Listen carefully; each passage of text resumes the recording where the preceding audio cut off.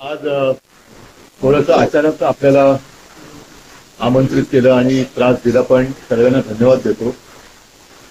ऐन वेळेला निरोप देऊन सुद्धा तुमची गैरसोय झाली असेल तरी देखील तुम्ही आला, त्याच्याबद्दल धन्यवाद देतो.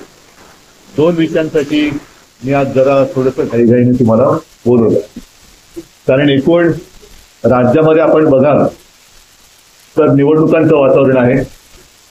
सगळं सरकार, मुख्यमंत्री असतील, त्यांचे 2 सहकारी असतील, मी उपमुख्यमंत्री म्हणत नाही कारण ते संविधानिक पद नाहीये, गावागावात किंवा जिथे जिथे निवडणूक आहे तिथे जाऊन मतं मागताय. आणि या प्रचाराच्या दरम्यान कधीही नव्हता तेवढ्या ह्या निवडणुकांमध्ये, या खरं स्थानिक पातळीवरच्या निवडणुका आहेत, या निवडणुकांमध्ये पैशाचा धूर दिसताना दिसतो. आज सुद्धा सामनाचा अग्रलेख आपण वाचला असाल, त्याच्यात देखील याचा उल्लेख केलेला आहे. पैशाचं वाटप किंवा पैशाचा पाऊस किंवा अतिवृष्टी ही भयानक पद्धतीने महाराष्ट्रामध्ये सुरू आहे. आणि एक प्रकारचा सत्तेचा मान, सत्तेचा दर्प या सर्व राज्यकर्त्यांच्या वक्तव्यातून आणि त्यांच्या वागणुकीतून महाराष्ट्र पाहतो आहे.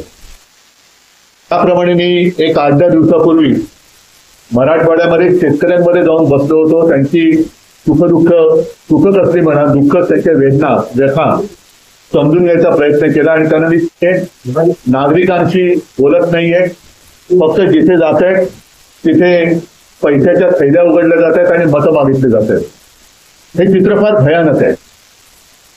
आणि जे 2 विषय मी तुमच्यासमोर मांडणार आहेत त्याच्यात साहजिकच आहे, एकूणच मुंबईमध्ये गेले 2-3 वर्ष प्रदूषणाची पातळी फार मोठ्या प्रमाणात वाढलेली आहे. याही वर्षी आपण त्याचा अनुभव घेतो आहोत.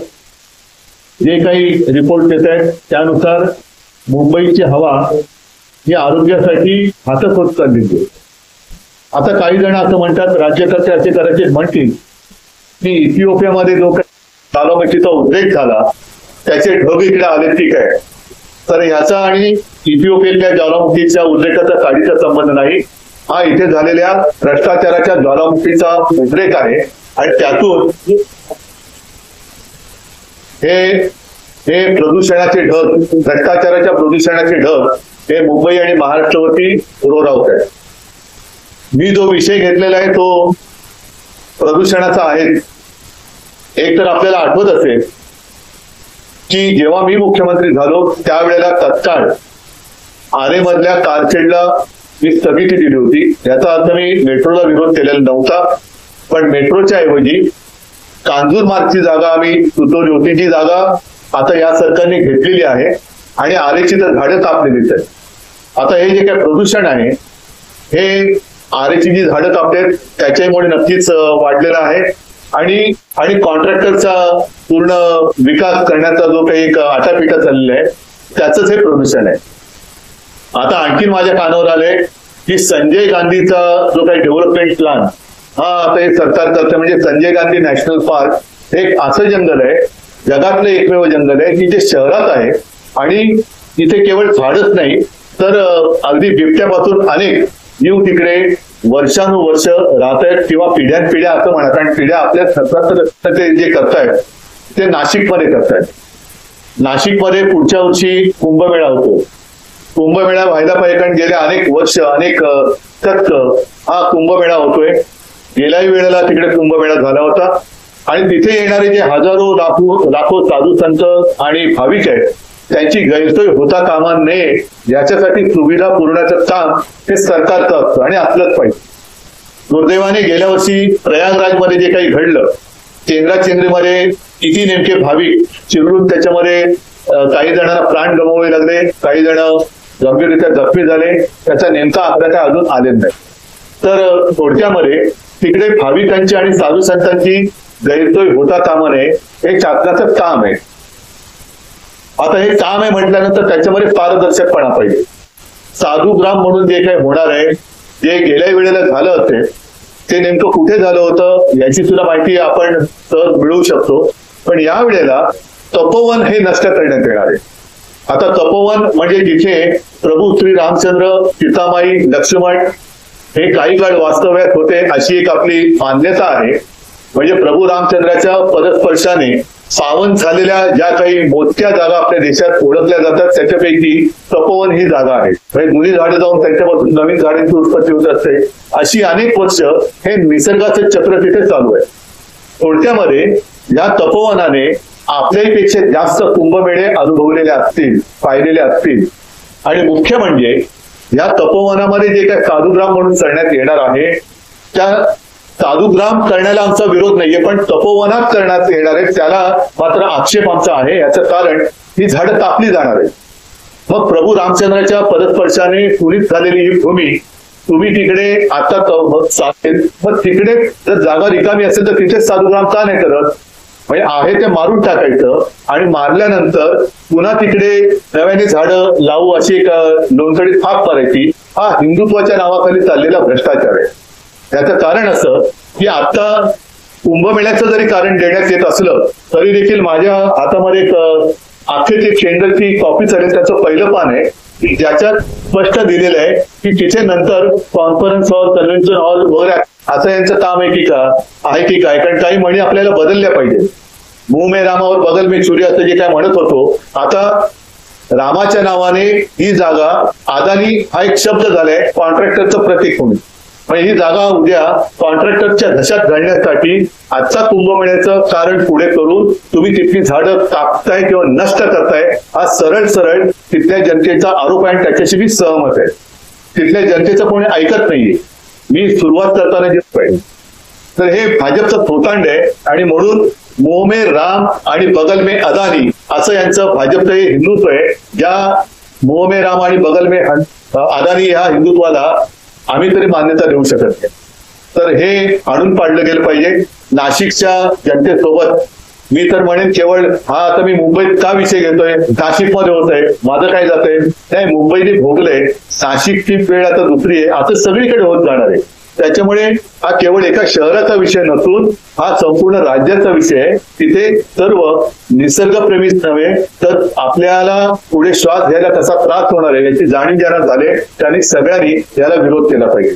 परत एकदा सांगतो, आमचा विरोध हा कुंभमेळ्याला नाही, साधुग्रामला नाही, मात्र त्यासाठी जी हजारो झाडांची कत्तल हा शब्द मी वापरतोय, कत्तल करून सरकार आपल्या पदरी पुण्य पाडून घेण्याचा एक केविलवाणा प्रयत्न करण्याचा देखावा निर्माण करते, त्याला आमचा विरोध आहे.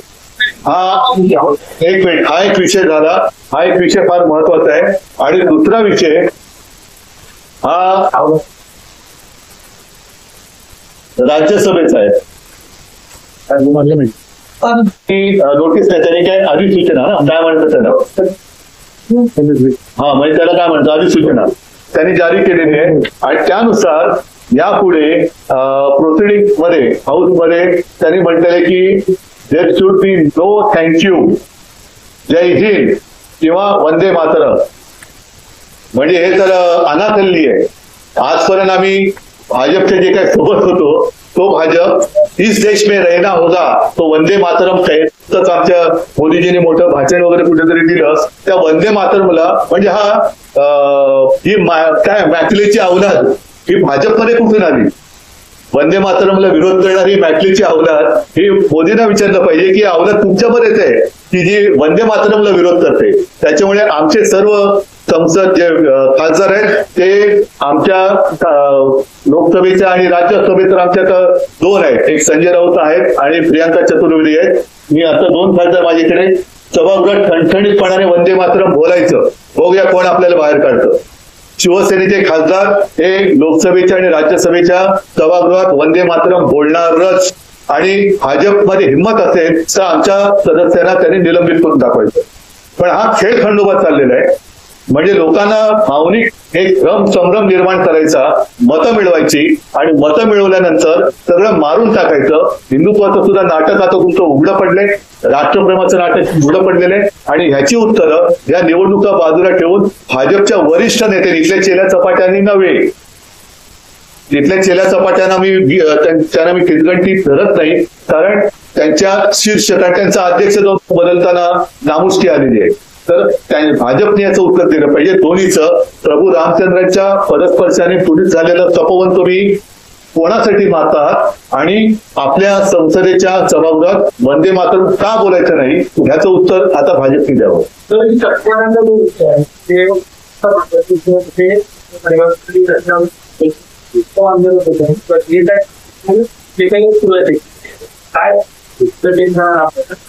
नाही, मला पहिल्याचं उत्तर पाहिजे. हे उत्तर मी एवढ्यासाठी बोललं की हे महाराष्ट्रातल्या कानाकोपऱ्यात कळू द्या की भाजपचा ढोंगीपणा काय आहे. नुसते पैसा फेको आणि मत मिळवा, पैसा फेको तमाशा देखो, तसं पैसा फेको वोट लेलो, हे जे काय त्यांचं चाललेलं आहे हा तमाशा तर खूप झाला. हे पैसे सुद्धा जनतेच्या खिशातले आहेत, पण ज्या गुरबीमध्ये हे वागतायत आणि वागताना वागतायत ते वागतायत, पण वरती हिंदुत्व आणि राष्ट्रप्रेमाचं जे काही ढोंग करतायत ते ढोंग किती काय त्याला वेगळी आहे ते या दोन गोष्टीचं मी दाखवलेलं आहे.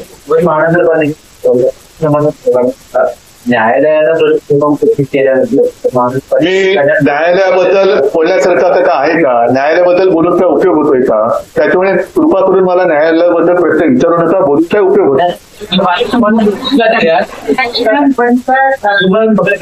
महानगरपालिकेने नियम पाळत आणि घरचे देखील पर्यावरण जाणार आहे. पर्यावरण पहिलं त्यांचा भ्रष्टाचार स्वच्छ करा. हे वरवरची मध्ये त्या दिल्लीमध्ये दाखवलं होतं ना, ते फवारे मारत बसत होते. म्हणजे पाणी सुद्धा पाण्याचा सुद्धा अपव्यय आहेतच त्याच्यात. आणि झाडं मारून तुम्ही प्रदूषण करता, म्हणजे हा नियोजन शून्य विकास जो आहे तो पहिला थांबला पाहिजे. कारण दाखवले या लोकांनी तसंच झालंय की मतांचा तुम्ही लिलाव मांडल्यासारखं झालेलं आहे की हा एवढे पैसे देतो, हा एवढे पैसे देतो. ही कुठली लोकशाही आहे? मतांचा लिलाव आहे का हा?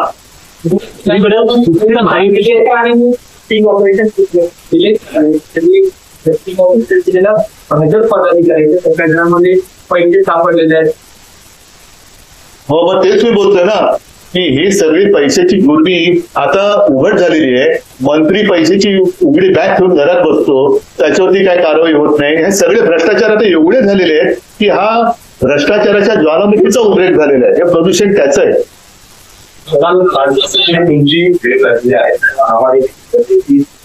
मी आज जो विषय बोलले तो महत्वाचा आहे, त्याच्यामुळे मला वाटतं दोन विषय मी मांडले, त्याला आपल्या माध्यमातून जनतेपर्यंत आपण पोहोचवं. भाजपच्या समजदार नेत्याकडनं मला त्याच्यावरती उत्तर अपेक्षित आहे. कोणी आंडू पांडू बोलेल तर त्याला मी काय उत्तर वगैरे काय देणार. मी आज तर बोललेलो आहे आणि आवश्यकता लागली तर आम्हाला रस्त्यावरती उतरावं लागेल. पण प्रत्येक वेळेला रस्त्यावरती उतरूनच जर का न्याय मिळणार असेल तर निवडणुका घेऊच नका, रस्त्यावरती उतराने न्याय मिळवा असं एक तुमचं घोषवाक्य करा.